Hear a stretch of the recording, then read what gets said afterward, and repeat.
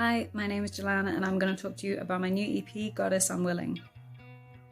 The name of the EP comes from a lyric in the first track, Forward Fold. In Forward Fold, I call myself a goddess that's unwilling to forward fold. A goddess and a forward fold are both positions in yoga, and a goddess position, a goddess pose, is one of power, it's strength, and a forward fold is one of submission. When you do a forward fold, you're kind of letting things go. And so the idea is that I was unwilling to let things go. I was being really stubborn, and I was trying to be a goddess. I was trying to be all strong and powerful, and I didn't want to admit that I wasn't okay. I didn't want to submit to the idea of just taking a break and reaching out for help and that kind of thing. So this EP, in a way, was my forward fold. It was my submitting to the fact that I needed to be vulnerable and not just be, or try and be strong all the time.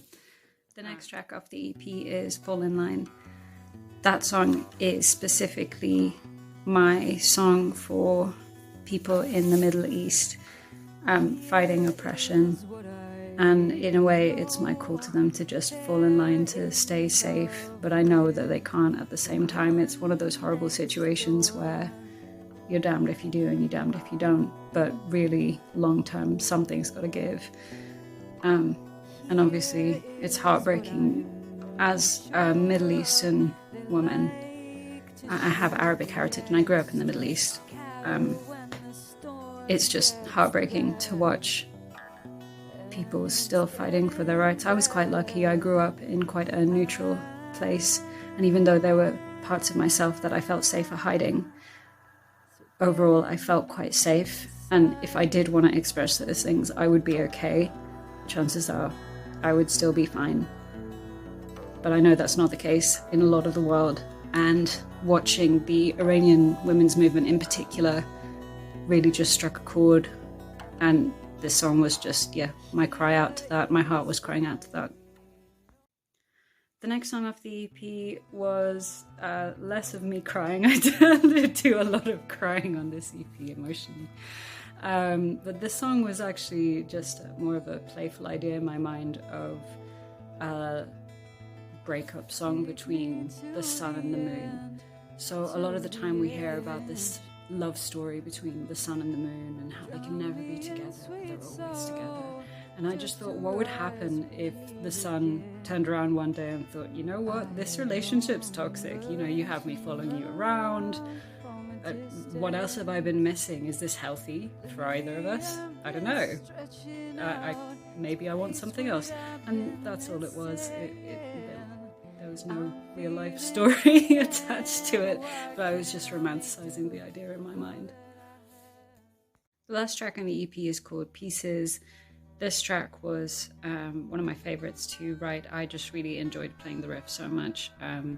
I wrote a few of the lyrics a long time ago, but they didn't have anywhere. They didn't kind of fit in anywhere, and every time I tried to play them with something, it didn't quite work out. And so I was kind of happy when I was playing around with the riff, and I thought, hey, here's a good spot for these. And then all of a sudden, there was some real life stuff happening, and I thought, oh, this is a great place to express that. So I really love the way that it came together. It's about an unhealthy friendship, and not a friendship breakup in a horrible way, but just a realization that you're in an unhealthy friendship and it's not good for you and it's not good for them, and you kind of need to search your soul and ask the questions why. So it's not just about, oh, you're no good for me. It's more about, why are we no good for each other? What is it in myself that I can't give to you that I need to give and that you need me to give you? What do I need from you? And it's a song about self-realization and self-reflection and realizing that sometimes you just need to reset. I think that's been the big theme of my year, resetting and relearning and unlearning. And that was Pieces. You can buy the EP on Bandcamp if you would like to. If you would like to stream it for free, it is available on most streaming platforms. And if you ever see me live, you can buy a lyric book. I got nostalgic for lyric books, and I had a whole bunch of recycled paper, and I thought, hey, why not? So you can buy a lyric book with a digital download on the back. If not for me, then just for the old nostalgic feeling of having a lyric book.